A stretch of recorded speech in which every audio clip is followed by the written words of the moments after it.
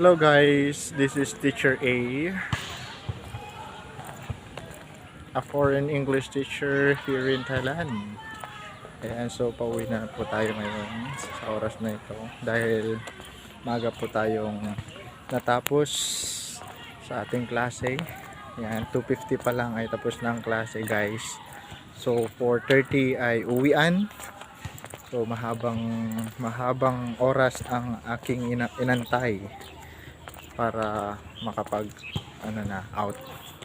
So yun guys, take ako ng video dahil maraming nagtatanong sa akin, mostly mga kakilala ko, mga nakakilala sa akin dyan sa Pilipinas, kung paano daw ako nag-apply dito sa Thailand nung nandyan pa ako sa Pilipinas. So actually guys, meron po akong nakilalang Pinoy na nagtuturo po dito at siya po ang tumulong sa akin. Siya po ang nag-refer sa akin sa agency niya at yung agency niya ay ni-refer din po ako dito sa school ko ngayon kung saan po ako nagtuturo. So shout out po kay Kuya Jing, kundi dahil sa kanya ay wala po ako dito ngayon. So hello, goodbye. So ayun guys, so i-share ko po sa inyo ngayon yung kung ano po yung mga requirements at kung kailan po ang hiring dito sa Thailand. So actually last 2023 nag-apply po ko dito sa Thailand, mga July ata yon, August, yan. So ang hiring season po dito is April, yan po yung first sem dito sa Thailand. Second sem po is October. So, wala na ako sa video guys.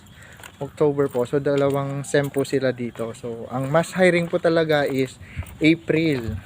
So punta po kayo dito. Kung kaya nyo pong mag-tourist, ayan.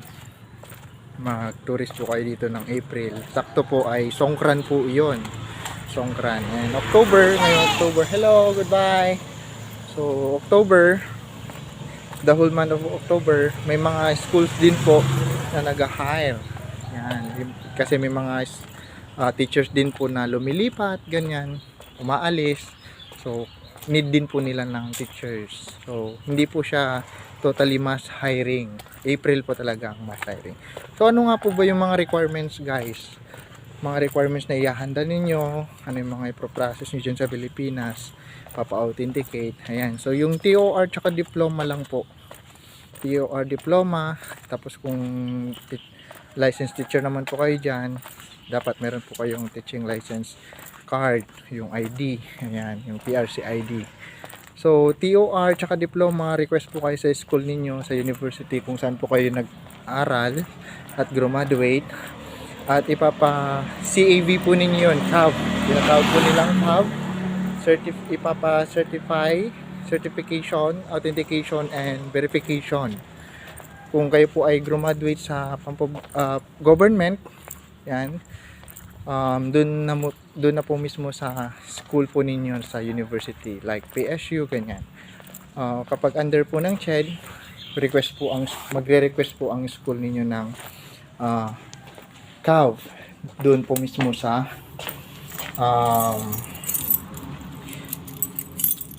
CHED region kung saan po kayo graduate. Halimbawa sa akin po, region 1 po ako.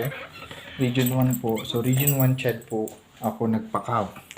And then after po yan after nyo po ma-CAV yan, ay ipapa-apostille nyo po yan sa DFA kung saan po kayo malapit. Ako po sa La Union, sa DFA La Union, Region 1. So, doon po ako nagpa-apostille. So, kapag natapos nyo po yan na po yung pwede nyo pong ipasa yan sa school na pag-a-apply po ninyo pag nandito na kayo sa Thailand. So, ayun po. Yun lang po. At saka, syempre, dapat meron po kayong valid na passport. Yan. Valid na passport. Tsaka, meron po kayong gawa po kayo ng CV. Tsaka, introduction video po ninyo. Self-introduction video. And maganda na rin po kayo ng video demo. Kung habang nag-apply po kayo dito sa Thailand, pwede nyo po siyang ipasa at para mapanood po ng mga employer or mga schools, director, yan. So, yun po yung mga requirements at kung kailan po ang hiring dito sa Thailand. October at saka April. April po ang mass hiring kasi yun po talaga yung umpisa ng klase. Yan, dito sa Thailand. And second sem, October. November po ang start. So, yun po. And, ulitin ko po yung requirements, OTR, tsaka diploma, ipapakab po yan. At ipapa-apostille sa Department, Foreign Affairs, Department of Foreign Affairs. Yan, kung saan po kayo malapit na DFA, papa-apostille po yan. So, yun. Pag meron na po kayo yun, ready na po kayong, pwede na po kayong mag-apply. So, yun po. At kung meron pa po kayong ibang katanungan, ay pwede nyo pong i-comment dyan sa ibaba. Ayan. Kung ano po yung mga tanong po ninyo. Kung meron pa po kayong dapat malaman. Like salary, ganyan. So, comment nyo lang po kung paano. Kung ano yung mga i-comment po ninyo o kung tatanong po ninyo sa akin. Kasi hindi ko po ma-replyan lahat yung mga nagme-message. Yan, may mga nagme-message din po kasi sa aking page sa Facebook, sa Teacher A. Ayan. So, ayun. Thank you so much guys. Sana nakatulong. Bye-bye. Kapro na kap.